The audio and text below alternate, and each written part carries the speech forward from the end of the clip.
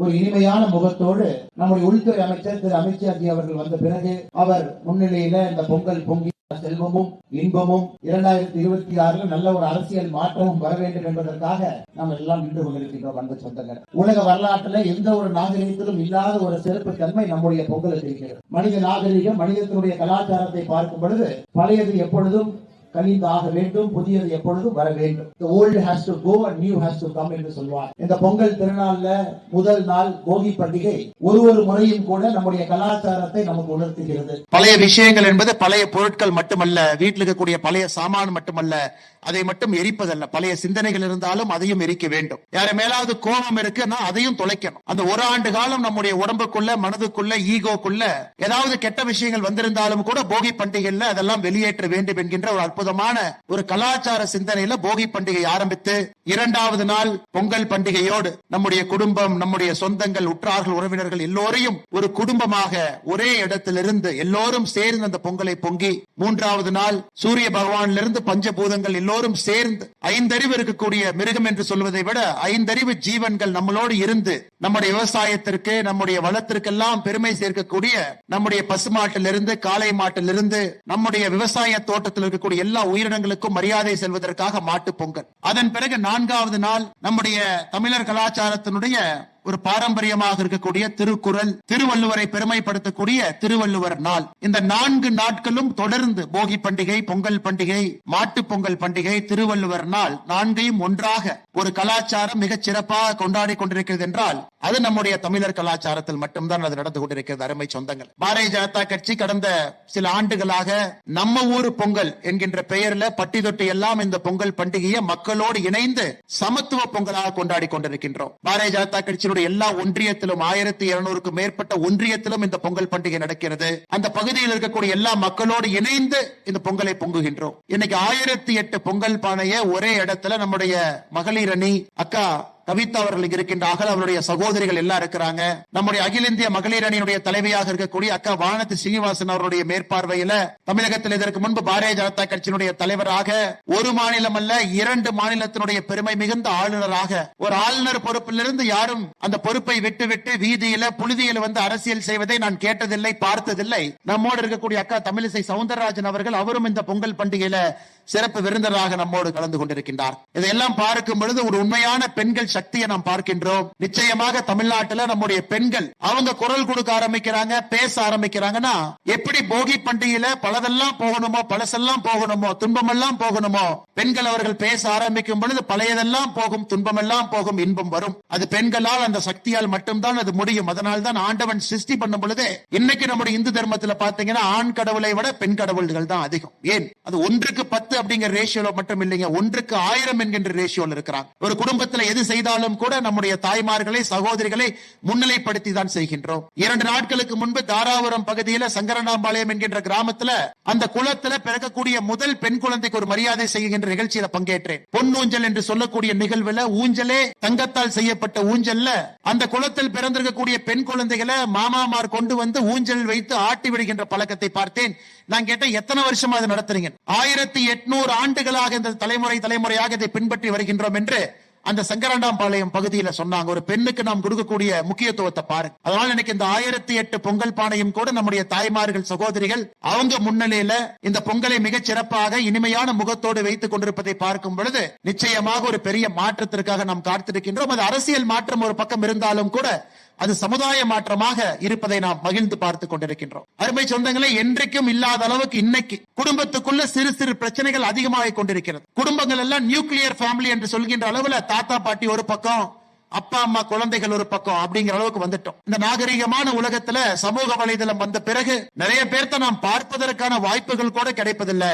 தொலைபேசியில பேசுறோம், வீடியோ கால்ல பாக்குறோம். அதையெல்லாம் இந்த பொங்கல் பண்டிகையோ தினத்தன்று நாம் நம்மளை வச்சுக்கணும், நினைவு கொள்ள வேண்டும். நாம் திரும்ப பழைய கலாச்சாரத்திற்கு போவதற்கான இதை ஒரு உந்துதலாக எடுத்துக் கொள்ளணும். பொங்கல் பண்டிகை என்பது 4 பேர் சேர்ந்து வைப்பதை விட எல்லோரும் அழைத்து, உற்றார் உறவினர்களை அழைத்து அந்த பொங்கல் பண்டிகை வைக்க வேண்டும் என்கின்ற ஒரு உறுதிமொழியை, வைராகியத்தை நாம் எடுத்துக்கணும். திரும்ப குடும்பங்கள் எல்லாம் இந்த நியூக்ளியர் ஃபேமிலியாக சிதறுண்டு சின்ன சின்ன குடும்பங்களாக மாறிக்கொண்டிருக்கக்கூடிய வேலையில அதை பெரும் குடும்பமாக மாற்றுவதற்கான முயற்சி எடுக்கணும். இன்னைக்கு தமிழ்நாட்டை பொறுத்தவரை 60% அர்பனைசேஷன், 60% மக்கள் நகரத்திலும் 40% மக்கள் கிராமத்திலும் வாழ்றாங்க. இது கிராமத்து பண்டிகை என்று சொல்வதை விட தமிழர் பண்டிகை. அதனால் நகரத்தில் இருந்தாலும் கூட, அபார்ட்மெண்ட்ல நாம் இருந்தாலும் கூட குழந்தைகளுக்கு இதை சொல்லிக் கொடுக்கணும்.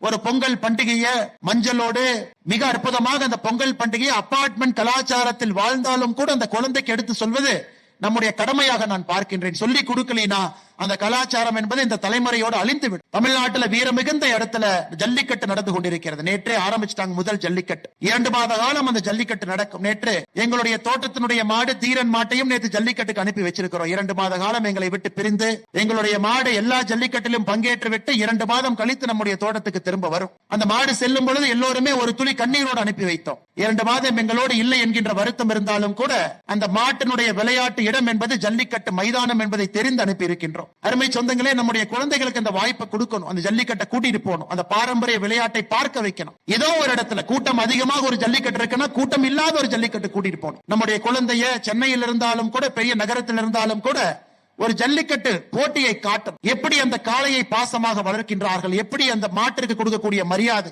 இந்த பகுதியில குறிப்பாக திருச்சி, மானாமதுரை இந்த பகுதியில எடுத்துக்கிட்டோம், மதுரை பகுதி எடுத்துக்கிட்டோம்னா அவங்க சாப்பிடுறாங்களோ இல்லையோ ஜல்லிக்கட்டு மாட்டுக்கு அருமையான சாப்பாடு. காலையில கேழ்வரகு களியை கொடுப்பாங்க. அந்த மாட்டை தினமும் குளிப்பாட்டுவாங்க. 2 முறை பார்த்துக் கொள்வார்கள். அந்த மாட்டை வணங்கிவிட்டு தான் அடுத்த வேலையை ஆரம்பிப்பாங்க. அந்த ஜல்லிக்கட்டு காளை அதையெல்லாம் ஒரு குழந்தை பார்க்கும் பொழுது மட்டும்தான் 5 அறிவு இருக்கக்கூடிய உயிரினத்தின் மீது ஒரு பெரிய மதிப்பு மரியாதையும் அந்த குழந்தைக்கு வரும். அதனால் நகரத்தில் இருக்கக்கூடிய எல்லா பெற்றோர்களுக்கும் என்னுடைய அன்பான வேண்டுகோள், இந்த ஆண்டு நீங்க ஒரு சின்ன முயற்சி எடுத்து ஒரு ஜல்லிக்கட்டு போட்டிக்கு குழந்தையை கூட்டிட்டு போய் காட்டு. அங்க இருக்கக்கூடிய வீரர்கள் எப்படி அந்த இளம் வீரர்கள் மிக திறமையாக நம்முடைய ஜல்லிக்கட்டு மாட்டை மிக லாகுவாக பிடிக்கிறாங்க.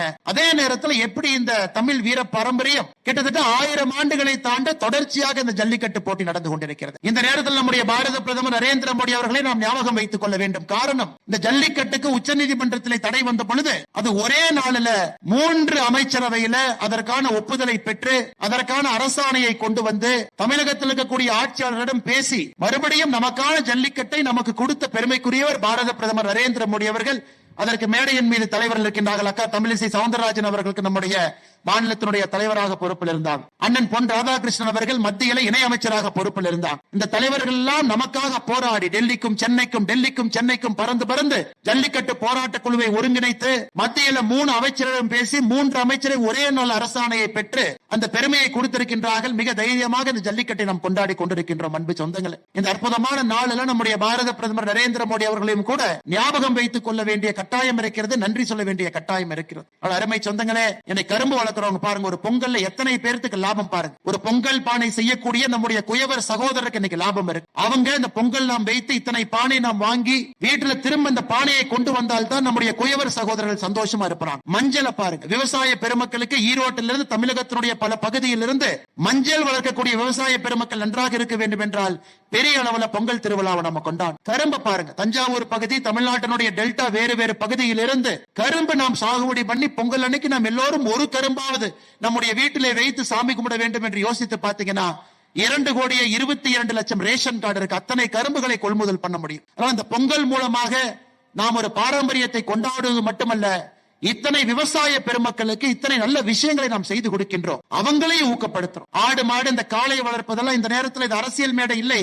இருந்தும் நான் சொல்லுகின்றேன், ஒரு காலை வளர்க்கிறவங்களுக்கு தான் எவ்வளவு கஷ்டம் அந்த காளையை வளர்க்கறதுன்னு தெரியும். திராவிட முன்னேற்ற கழகம் தன்னுடைய தேர்தல் வாக்குறுதியில 2021 சொல்லி இருந்தாங்க, நாங்க ஆட்சிக்கு வந்தால் காளை வளர்ப்பவங்களுக்கு மாசம் 1000 ரூபாய் கொடுப்போம். நான் எப்படி திமுக எனக்கு இன்னைக்கு எவ்வளவு கொடுக்கணும்னாங்க, மாசம் 1000 ரூபாய் கணக்கு போட்டா திமுக எனக்கே 48,000 ரூபாய் கொடுக்கணும். யாரெல்லாம் காளை வளர்க்கிறாங்களோ எல்லாத்துக்குமே கொடுக்கணும். அப்படி சொல்லிவிட்டு 4 ஆண்டு காலம் முடிந்து விட்டது. அவங்களுடைய ஆட்சியே முடிய போகுது. காளை வளர்ப்பவர்களுக்கு மாசம் 1000 ரூபாய் என்று சொல்லி ஆட்சிக்கு வந்த திராவிட முன்னேற்ற கழகம் முதலமைச்சர் எப்படி பொங்கல் வைக்கிறாருன்னா, அவருடைய பொங்கல் நாம் பார்த்திருக்கிறோம். பொங்கல் பானை இருக்கிறது, கீழே பஞ்சு இருக்குது, லைட் மாதிரி ஏதோ ஜிமிக்கியா கலர்லாம் லைட் மாதிரி இருக்குது. இது அவங்க வைக்கக்கூடிய பொங்கல். ஆனா இங்கதான் 1008 பொங்கல் பானையில சூரிய பகவானை பார்த்து நம்முடைய சகோதரிகள் இங்கே பச்சரிசியோடு வந்து இயற்கையோடு பஞ்சபூதங்களோடு கலந்து இந்த பொங்கல் விழாவை இங்கே நடத்தி கொண்டிருக்கின்றோம்.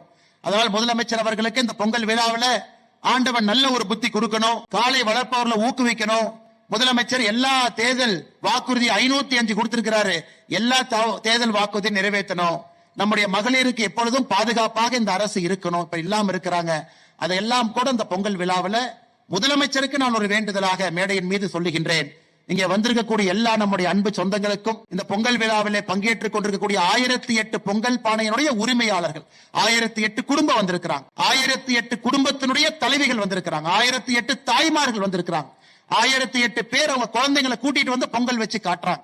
அதனால இந்த 1008 பொங்கல் பானையினுடைய தாய்மார்களுக்கும், அவர்களோடு வந்திருக்கக்கூடிய மொத்த குழுவுக்கும், குறிப்பாக நம்முடைய சகோதரிகளுக்கும், பெரிய அளவில் வந்திருக்கக்கூடிய வெயிலை பொருட்படுத்தாமல் இங்கே நின்று கொண்டிருக்கக்கூடிய பத்திரிகை நண்பர்களுக்கும் எல்லோருக்கும் என்னுடைய நன்றி கலந்த வாழ்த்துக்களை வணக்கங்களை தெரிவித்து, இந்த மாவட்டத்தினுடைய தலைவராக இருக்கக்கூடிய அண்ணன் ஒண்டிமுத்து அவர்கள், இதற்கு முன்பு இளைஞரணியில் இருந்து என்னை கட்சியில பல பொறுப்புல இதை பொறுப்பேற்று மிகச் சிறப்பாக நடத்தி கொண்டிருக்கக்கூடிய சகோதரர் கௌதம் அவர்கள் இதை மிகச் சிறப்பாக நடத்த வேண்டும் என்று சொல்லி, இன்னைக்கு நம்முடைய இளைஞரணியினுடைய மாநில தலைவியாக இருந்து இத்தனை மகளிரை ஒரே இடத்துல பார்ப்பதே அற்புத காட்சியாக, மேடையின் மீது பார்க்கின்ற அற்புத காட்சியாக ஒரு பெரிய வாய்ப்பு கொடுத்திருக்கிறாங்க அக்கா கவிதா ஸ்ரீகாந்த் அவர்களுக்கும் இந்த நேரத்தில் நன்றி கலந்த வாழ்த்துக்களை வணக்கங்களை தெரிவித்து, நம்முடைய மாநில தலைவர் அண்ணன் நயினார் நாகேந்திரன் அவருடைய யாத்திரையை வெற்றிகரமாக நடத்தி முடித்துவிட்டு இன்னைக்குதான் முகத்தில் ஒரு சின்ன ஓய்வை பார்க்கின்றேன். அண்ணன் கருப்பு முருகானந்தன் அவர்கள் மாநிலத்தினுடைய பொதுச் செயலாளர் மேடையின் மீது இருக்கின்றார்கள். நம்முடைய டெல்டா பகுதிக்கு சொந்தக்காரர், அவருக்கும் என்னுடைய நன்றியை தெரிவித்து, மேடையின் மீது இருக்கக்கூடிய நம்முடைய முன்னாள் மாவட்ட தலைவர்கள் ஆரம்பித்து எந்த எதிர்பார்ப்பும் இல்லாம கட்சிக்காக பணியாற்றிக் கொண்டிருக்கின்றார்கள். நம்முடைய மாநிலத்தினுடைய இணை பொருளாளர் அண்ணன் சிவசுப்பிரமணியம் அவர்கள் மேடையின் மீது இருக்கின்றார்கள். மேடை மீது இருக்கக்கூடிய எல்லா தலைவர்களுக்கும், முன்னிருக்கையில் நின்று கொண்டிருக்கக்கூடிய தலைவர்களுக்கும், விநாயகம்ஜி தெளிவா சொல்லிட்டாங்க, இங்க பெண்கள் மட்டும்தான் இருக்கணும், சகோதரிகள் மட்டும்தான் இருக்கணும், ஆண்கள்லாம் ஓரமா போயிருங்கன்னு. ஏதோ தப்பி தவறி மேலே வந்து பேசிவிட்டு நானும் ஓரமாக சென்று அமர்ந்து விடுவேன். அப்படி பெண்களை முன்னிலைப்படுத்தி இந்த விழா நடந்து கொண்டிருக்கிறது. இதைவிட பெரிய சிறப்பு பாரதிய ஜனதா கட்சி நம்முடைய சகோதரிகளுக்கு என்ன கொடுக்க முடியும்? அதனால் எல்லோருக்கும் என்னுடைய நன்றி கலந்த வாழ்த்துக்களை வணக்கங்களை தெரிவித்து என்னுடைய உரையை முடித்துக் கொள்கின்றேன். நன்றி, வணக்கம். பாரத் மாதா கி ஜெய். அண்ணே, நான் உங்களுக்கு நம்முடைய சகோதரர்களுக்கு ஒரு ஹிண்ட் கொடுத்துட்டேன். அதனால ஆண்கள் எல்லா சைடுல அப்படியே வந்து ஓரமா இருக்கணும் அப்படிங்கிறது நம்முடைய மாநிலத்தினுடைய தலைவர் விநாயகம்ஜி அவர்கள் சொல்லி இருக்கக்கூடியது. நானும் ஓரமா போயிருவேன். நாம் எல்லாம் ஓரமா போயிட்டோம்னா பெண்கள் மட்டும் முன்னிலைப்படுத்தி நம்முடைய சகோதரிகளுக்கு முக்கியத்துவம் கொடுத்து, சகோதரிகள் எல்லாம் முன்னிறுக்கையில் இருக்கிறோம். நம்முடைய உள்துறை அமைச்சர்கள் வரும் பொழுது அவருடைய கண்ணுல நம்முடைய தாய்மார்கள் சகோதரிகள் வைக்கக்கூடிய பொங்கலை தடையில்லாம கடைசி வரைக்கும் அவர் பார்க்கணும். கடைசியில் இருக்கக்கூடிய சகோதரி இந்த வெயில்ல பொங்கல் வச்சிட்டு இருக்கிறாங்க, அதையும் உள்துறை அமைச்சர் அங்கே இருந்து பார்ப்பாங்க. அதற்காக நம்முடைய அன்பு சகோதரர்கள் எல்லோரும் கொஞ்சம் வழிபட்டு, பத்திரிகை நண்பர்களை தவிர வழிவிட்டு எல்லோரும் கொஞ்சம் சைட்ல உங்களுக்கான இருக்கை எங்கே போடப்பட்டிருக்கிறது, அந்த இருக்கைக்கு நீங்கள் வந்துவிட வேண்டும் என்கின்ற அன்பான வேண்டுகோளை வைத்து என்னுடைய உரையை முடித்துக் கொள்கின்றேன். நன்றி, வணக்கம்.